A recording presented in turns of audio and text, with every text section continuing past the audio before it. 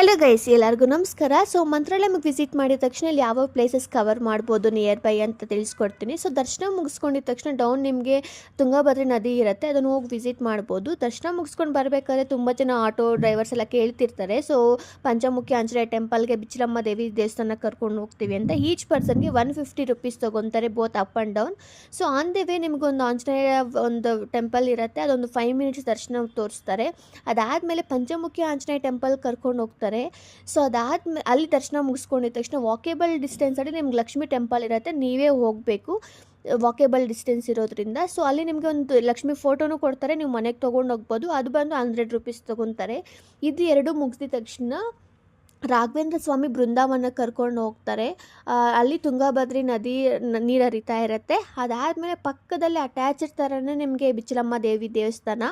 ಇವೆರಡೂ ಮುಗಿಸ್ಕೊಂಡಿದ್ದ ತಕ್ಷಣ ನಿಮಗೆ ಮತ್ತು ರಾಘವೇಂದ್ರ ಸ್ವಾಮಿ ಅವ್ರ ಮನೆ, ಅವ್ರು ಎಲ್ಲಿ ಇದ್ರಲ್ಲ ಅಲ್ಲಿ ವಾಸವ ಮಾಡ್ತಿರುವಂಥ ಪ್ಲೇಸಿಗೆ ಕರ್ಕೊಂಡು ಹೋಗ್ತಾರೆ.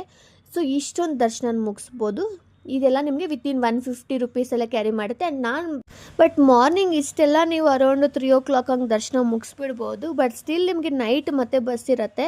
ಸೊ ಅದುವರೆಗೂ ನೀವು ಅಟ್ಲೀಸ್ಟ್ ಅಲ್ಲಿ ಒಂದು ರೂಮ್ ತೊಗೊಂಡು ರೆಸ್ಟ್ ಮಾಡ್ಬೋದು, ಒಂದು 2 hours ರೆಸ್ಟ್ ಮಾಡ್ಬೋದು. ಆಬ್ವಿಯಸ್ಲಿ ಟೈರ್ಡ್ ಆಗಿರ್ತೀರ, ಸೊ ರೆಸ್ಟ್ ಮಾಡಿ ಈವ್ನಿಂಗ್ ಮತ್ತೆ ದರ್ಶನ ಇರ್ಬೋದು. ಈ ಥರ ಪ್ಲ್ಯಾನ್ ಮಾಡ್ಕೊಳ್ಳಿ. ನಾನು ಹೋಗಿದ್ದಿದ್ದು ಗುರುವಾರ. ಸೊ ಎಸ್ಪೆಷಲಿ ಗುರುವಾರ ವಿಸಿಟ್ ಮಾಡಿದ್ರೆ ನಿಮ್ಗೆ ಇನ್ನೂ ಸ್ಪೆಷಲ್ ಆಗಿರುತ್ತೆ. ಮಂತ್ರಾಲಯಮಲ್ಲಿ ಈವ್ನಿಂಗು ರಾಘವೇಂದ್ರ ಸ್ವಾಮಿ